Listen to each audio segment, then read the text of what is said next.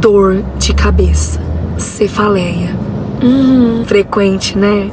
Olá, eu sou a Fânia Teixeira, médica radiologista, e hoje nós vamos falar sobre cefaleia, dor de cabeça. Nós vamos discutir neste vídeo a famosa dor de cabeça, que afeta a maioria das pessoas em algum momento da vida. Existem diversos tipos de dor de cabeça, e neste momento nós vamos conversar sobre aquelas principais, as mais conhecidas, tá? Quais seriam a enxaqueca, a cefaleia em salvas. Já ouviu falar?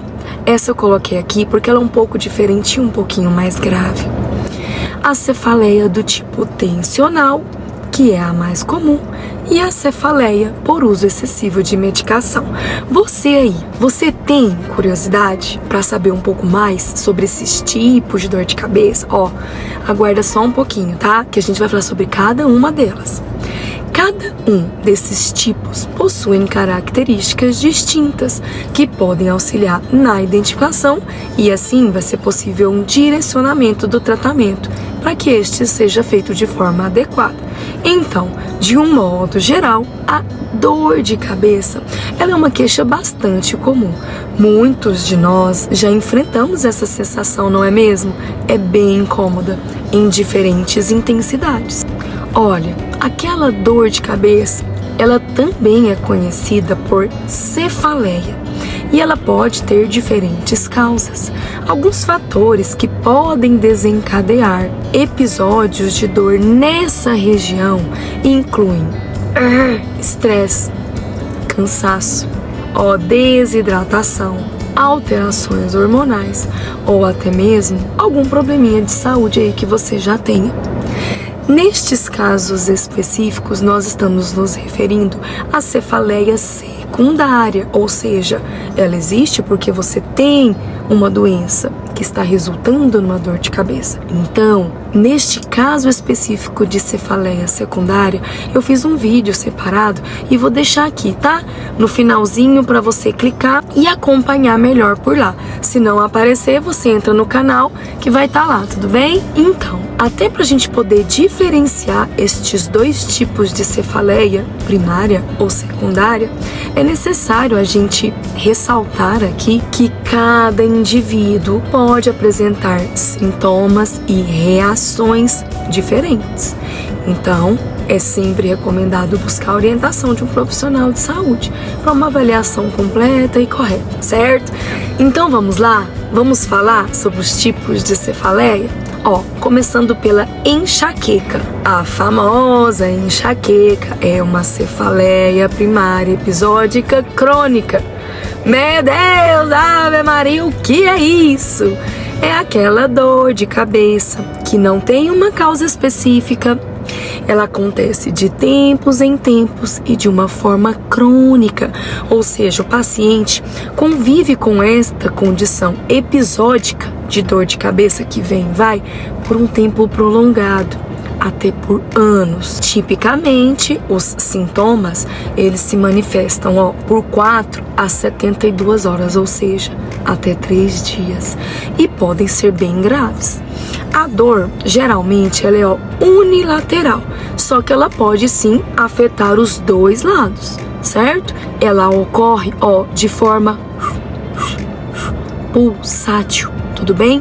E piora com o esforço. É acompanhada por sintomas como náusea, sensibilidade à luz, a sons e a odores, tudo bem? Uma paciente com enxaqueca, ela tem uma alta sensibilidade a essas coisas. Já ouviu falar nas auras? O que são as famosas auras? Elas ocorrem em cerca de 25% dos pacientes. São aquelas alterações da percepção visual, como pontos brancos, luminosos ou cintilantes, parecem flashes de luz, ou alguma outra alteração relacionada ao campo visual que surgem como um prenúncio da dor de cabeça que vai aparecer logo em seguida. Ou seja, a pessoa que convive com a enxaqueca, assim que aparecem essas auras, essas alterações do campo visual, elas sabem que a dor de cabeça aparecerá logo em seguida. Quem está entendendo o que eu tô falando, né? O tratamento é medicamentoso. Os esquemas de prevenção incluem modificações na utilização de alguns fármacos que podem sim estar predispondo à enxaqueca, bem como modificação do estilo de vida, como por exemplo, mudanças no hábito de dormir ou na dieta. Tudo bem? Vamos falar agora da cefaleia em salvas. Alguém aí, você, já ouviu falar este termo? Este tipo de cefaleia, ele causa uma dor temporal. Essa região temporal, ela fica aqui, ó, nessa região lateral da cabeça. Ou a dor pode ser periorbital, unilateral, excruciante. Ou seja, dor ao redor dos olhos e de forma extremamente intensa. Nossa, quem tem esse tipo de cefaleia não é fácil, é dor mesmo. Associam-se sintomas autonômicos do mesmo lado. Agora complicou. O que são esses sintomas autonômicos? Trata-se de uma perda repentina e só momentânea, tá? Da consciência do tônus postural. Então, de algumas musculaturazinhas do nosso corpo, nós vamos perder o controle delas. Mas logo em seguida ocorre uma recuperação completa e de forma espontânea, do nada volta ao normal, certo? Estas alterações autonômicas podem durar apenas poucos segundos. Eu vou dar um exemplo destas alterações associadas à cefaleia. O paciente pode apresentar pitose, queda do olho, pitose, entendeu? Lacrimejamento, rinorreia, congestão nasal, aquele nariz entupido, tudo bem? São esses sintomas autonômicos que muitas vezes estão associados à cefaleia. Surgem do nada, duram alguns segundos e depois recupera completamente, tá? O diagnóstico, ele é clínico, feito no consultório, ou seja, o paciente vai procurar o médico, explicar tudo isso, se tiver essas características, o doutor vai chegar neste diagnóstico, vai passar o tratamento. Este tratamento, no caso agudo, lembra que eu falei que era uma dor cruciante, extremamente intensa? Ele pode ser feito com o uso de oxigênio, certo? Algumas medicações, elas também podem ser utilizadas tanto no tratamento como na prevenção, tudo bem? O mais importante aqui é a gente conseguir diagnosticar. Agora, nós vamos falar da cefaleia do tipo tensional. Este é o tipo mais comum de dor de cabeça, certo? Que causa uma dor generalizada, porém leve. Menos mal, né? Normalmente, ela origina-se nessa região aqui, occipital ou frontal bilateral.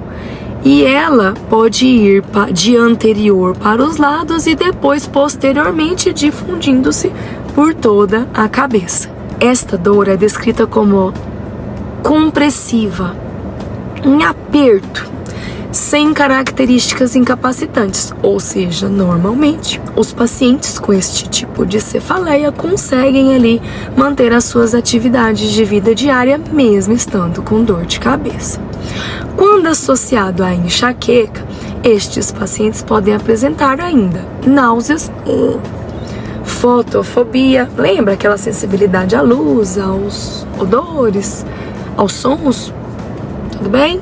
As cefaleias tensionais, elas podem ser de dois tipos. Cefaleias tensionais episódicas, que ocorrem menos de 15 dias no mês, e as cefaleias tensionais crônicas, quando ocorre por mais de 15 dias no mês.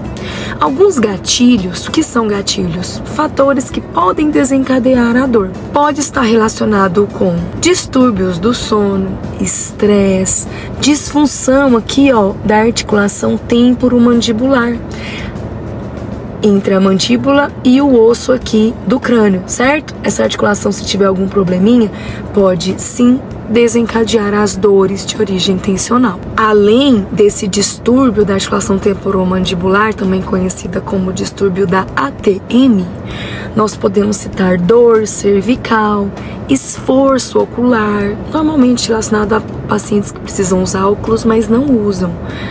O esforço ocular, sabe? pode desencadear dor de cabeça.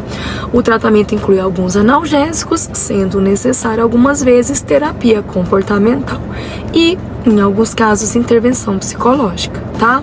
Massagear a área afetada pode ajudar, certo? Agora, cefaleia por uso excessivo de medicação. Quem aí imagina qual que é a causa dessa cefaleia? O próprio nome já diz o motivo, né? Quando há um uso excessivo de medicação. Ave Maria. Quando alguém me fala assim, toma muito remédio, eu fico muito preocupada. Porque normalmente são essas medicações que estão gerando a dor, certo? Então, ela é caracterizada por uma dor de cabeça crônica que ocorre mais de 15 dias no mês em pacientes que utilizam regularmente fármaco para dor de cabeça por mais de 3 meses, certo? São os critérios para diagnóstico. Normalmente está relacionada a pessoas que possuem enxaqueca ou cefaleia tensional. Já usam medicação para tratar estas dores de cabeça e acabam gerando um outro problema. Dor de cabeça pelo excesso da medicação. Normalmente está relacionada a pessoas que possuem enxaqueca ou cefaleia tensional, já mencionadas nesse vídeo, tá? Elas fazem uso de medicação para tratar estas dores de cabeça e, infelizmente, geram um outro problema. Dor de cabeça pelo uso excessivo de medicação, no caso seriam os analgésicos. Qual seria o tratamento? Então, consiste em interromper o uso excessivo dos remédios utilizados para diminuir a dor de cabeça. Tudo bem? Isso provavelmente vai gerar uma abstinência, porque o corpo está acostumado com a medicação. Então, devemos controlar também os sintomas de abstinência e utilizar outros fármacos para prevenir uma cefaleia subjacente. Então, nós vimos que tem diferentes tipos de dor de cabeça, algumas delas parecidas, né? E ressalto aqui que algumas medidas simples já podem ajudar a aliviar o seu sintoma. Praticar técnicas de relaxamento, manter uma boa hidratação, adotar uma alimentação mais equilibrada e regular, gente, importantíssimo, a qualidade do sono. São algumas ações que já podem contribuir positivamente para diminuir a frequência ou até mesmo a intensidade dessas crises dolorosas de dor de cabeça. Entretanto, devemos ressaltar que cada pessoa pode reagir de uma forma única. E nem todas essas estratégias apresentadas aqui podem resultar de uma forma satisfatória para todos, tudo bem? Por isso, é sempre importante lembrar que cada caso é individual e deve ser avaliado por um profissional de saúde. Resumindo tudo, a dor de cabeça é uma condição bem comum, afeta muitas pessoas, podendo ser causada por uma variedade de fatores. Embora existam algumas medidas preventivas que podem ser tomadas ali para reduzir esse desconforto, é essencial buscar orientação médica para uma avaliação e tratamento adequado de uma forma mais específica, certo? Vocês gostaram do vídeo de hoje? Foi esclarecedor? Ficou alguma dúvida? Deixe aqui nos comentários, tá? Que eu respondo ali individualmente cada um. Pra mim é muito bom responder vocês, porque às vezes a sua dúvida é a dúvida de outro, tudo bem? Não se esqueça, se inscreva para mais vídeos como este.